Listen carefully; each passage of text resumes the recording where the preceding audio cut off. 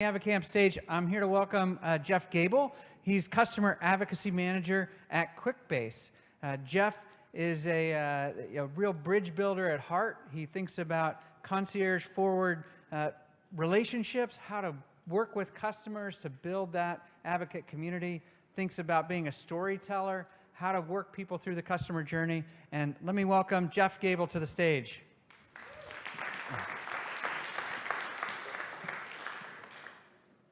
Hi, everyone. I'm Jeff Gabel. I'm the Customer Advocacy Manager at QuickBase. We are a low-code app development platform in the B2B space. And today I'm going to be talking about hospitality and advocacy marketing. So I'm really excited to be speaking in Toronto because someone told me last night that Toronto is the most hospitable city in North America. So I said, that's interesting. So I did what any reasonable person would do in that scenario, and that's go to the first bar that I see. So I went in, and the hostess greets me very kindly. She says, "How are you? Where are you coming from? Have you ever been here before?" And I said, "No, I'm coming for a conference, coming from Boston, but I'm really excited to see what you guys are doing." So she was really excited to explain all the different elements of the bar. She walked me through the menu, and she introduced me to my bartender, who then asked me a series of questions about my preferences, what I like to drink, and he asked me a simple question and said, "Do you trust me?" And I said, "Of course." And he proceeded to make me an amazing beverage, and he listened to everything that I said and incorporated all those different elements, and the drink was amazing. Now, before the check came, he asked me, "Is there anything else we can do? Do you plan on going to anywhere else in Toronto?" And once again, I said, "Of course."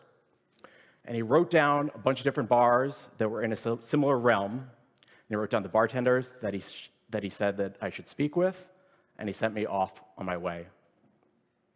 And I think that's a lot of what hospitality is. It's asking really amazing questions, being really smart about it, and helping to provide you on the journey. Now, can you imagine if the B2B space was like this? We'd have a much different experience. So before I go into hospitality, I want to take you back a little bit to my childhood, where I watched hours upon hours upon hours of Triple D. Now, for those of you who don't know what Triple D is, it's diners, drive-ins, and dives with Guy Fieri. And basically, the preface is he goes to different restaurants around the country and talks about what the best thing on the menu is and the people behind the concept. Now, at a young age, I was really fascinated by the people behind the restaurant and the amount of work that goes into creating an amazing community, of building loyal advocates, of keeping and retaining them, and was amazed by the advocates who would show up and beg Guy to come to their restaurant and says, "Hey, you have to check out this place in Seattle or Boston. It's amazing." And I walked away with a lot of concepts about customer advocacy at a young age and what it takes to get there. So fast forward a bit, I'm now working at QuickBase. I also built a pop-up supper club in Boston called Kitchen Kibitz. So I've had experience in both the customer advocacy space and the hospitality space. Now this is me, maitre d' of the restaurant. That's how I kind of view myself, because maitre d's are the ones that host all the customer intelligence on what's going on in the dining room. So they know that Table 8 is celebrating a 20-year wedding anniversary, and Table 7 is gluten-free. And he knows how to engage the floor, engage the chefs, and make sure that everything is running like clockwork. So let me walk you a little bit through my day as the maitre d' at QuickBase. We serve up references. So working with our sales team to make sure that the sales team has appropriate references and can connect with amazing customers to tell their story. We host research calls, so working with product marketing to make sure that any different use case that's coming up down the pipeline, that they can get on the phone with amazing advocates and tell their story. We nurture advocates, so making sure that people feel engaged in the hub, that they're excited, that they feel their relationship with QuickBase. We polish social proof. So just like you would polish a glass, we make sure that our reviews shine, that it's exciting, and that people are saying the right thing about our brand. And the last element is writing case studies, so helping our customers raise their profile, be successful, and spotlight their success.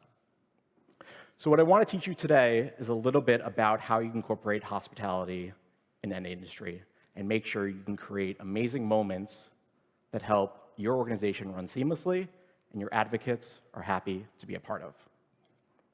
So the first element is having a concierge-forward approach. Be their guide, be their Sherpa up the mountain.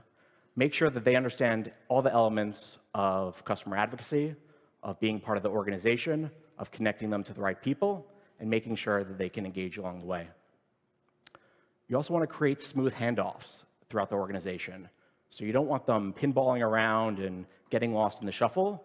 You want to create clear handoffs to product marketing, to sales, make sure that they feel that they're taken care for, just like the hostess who brought me to my bartender and created that smooth transition. And the last element is really simple in theory, but very complex in order to execute very well. And that's to be human. So that's having personality come forward in your communications, so making sure our advocates feel like there's a real person and that there's someone actually listening behind you. That you practice extreme accountability, because mistakes happen, and they happen frequently, and you're going to have to apologize. And just make sure that you have empathy, because empathy is a key component in making sure that your customers understand that you feel how they feel, and you can help them throughout any part of the buying process. So one organization that I think is really interesting is Starbucks. This is my local Starbucks. So now you know where I live, by Boston Park Plaza. And coffee companies are interesting because they're big organizations. They spell your name wrong most of the time.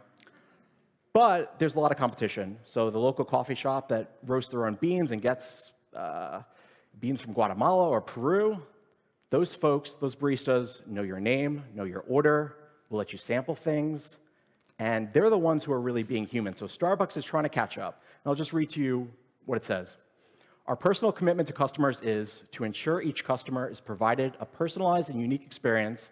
Let us know how we can go above and beyond for you. I think that's fascinating that they would write out their mission statement and make sure that customers knew where they stood and that they're being listened to.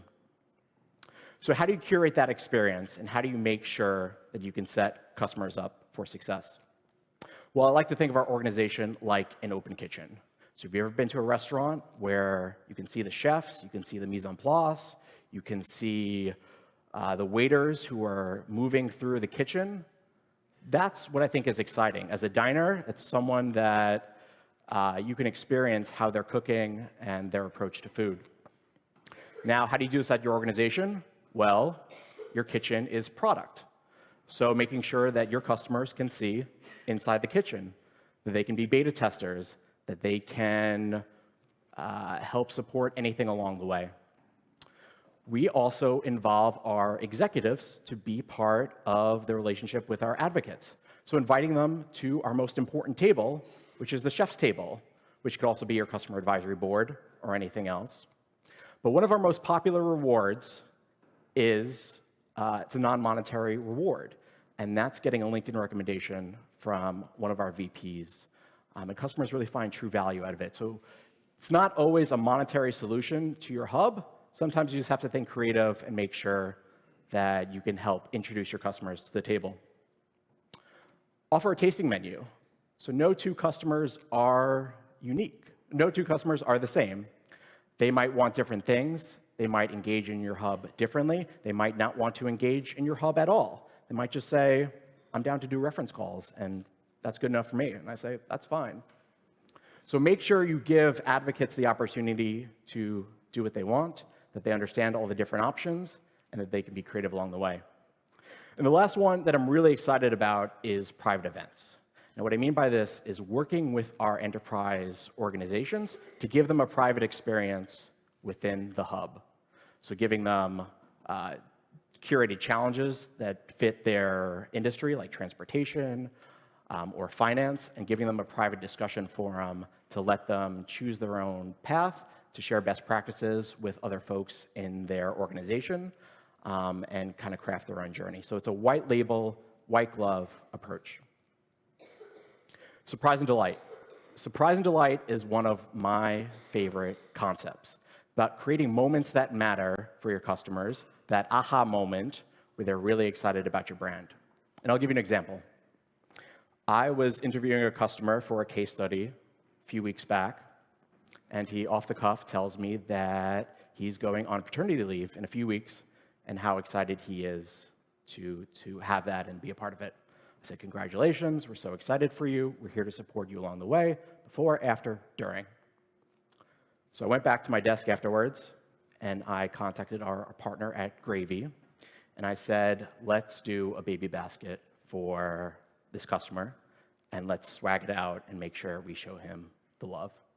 So he got a curated box that was beautifully labeled and packaged with a beanie, with a onesie, and a little stuffed animal that all had QuickBase branded on it. And I got an email from him last week, and he was so excited, so enthused about the brand, about us, about the future of our relationship, and it meant everything in the world.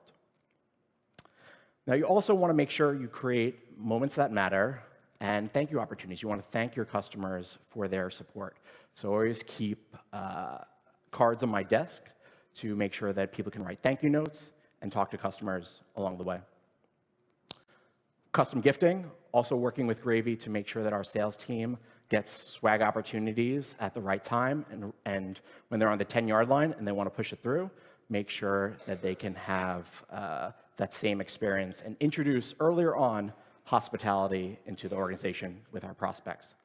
And the last one, I don't know if you can see my socks, but unique gifting is really important with our customer advocates. Last year, we did a V1 version of our QuickBase socks, and this year was V2 that was more Argyle-focused. Customers are really proud of the swag that they have from QuickBase. It's like being at a summer camp where you have 2004's shirt of the camp and everything before that. So, if customers are really excited to kind of show off their swag, show off their opportunities, it gives them a sense of pride. And I heard from someone last night at dinner that there was some swag of hers that ended up on eBay. So that's really creating amazing opportunities for your customers. Collecting feedback. Collecting feedback is super critical for any organization and for any restaurant. So if you're a chef, you're constantly seasoning, always be tasting, and making sure that you have the right product ahead of you. So we let our customers as beta testers through our program and make sure that they can talk with products, they can talk with UX, and season things along the way. So when something comes out, it's not a huge shock. It's something that's exciting and that our customers actually want. Building social proof. So working with Trust Radius to make sure that our reviews shine. Because when was the last time you went to a restaurant with below 3 stars? It doesn't happen that often, unless you're more adventurous. But it's the same with prospects in that they want to see that your social proof is in check, that it's polished and has the right quotes to make sure that they feel at ease. The last one is to take your advocate's temperature. No one likes an overcooked steak, and no one likes an overcooked advocate. So making sure that you take their temperature along the way, that they feel comfortable, that they're not being used and abused, and you have the same one guy who's on all the different calls, you want to make sure that they feel comfortable along the way. And if they do get into a scenario and sales gets involved, they get upset. The last one that I want to talk about is how you view your own Influitive platform.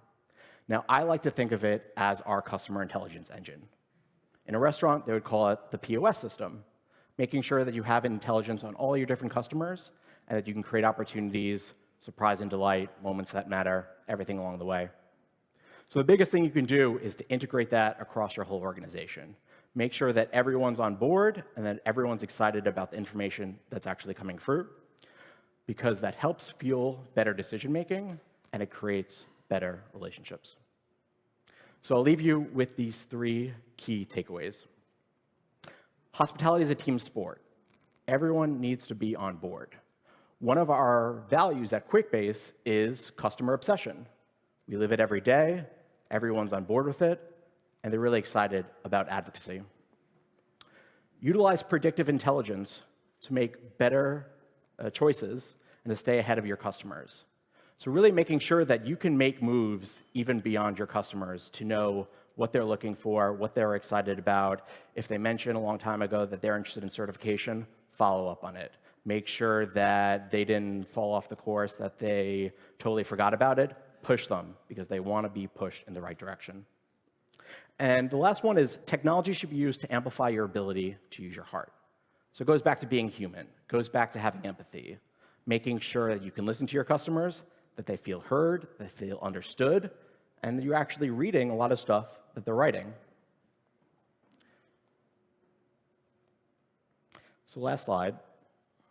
Just leave you with some books that I view as amazing business books as part of kind of my reading digest and what I suggest to other folks.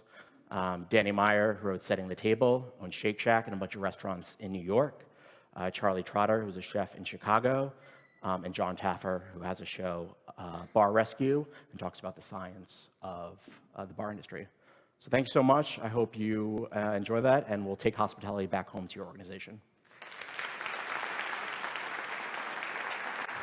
Thanks a lot, Jeff.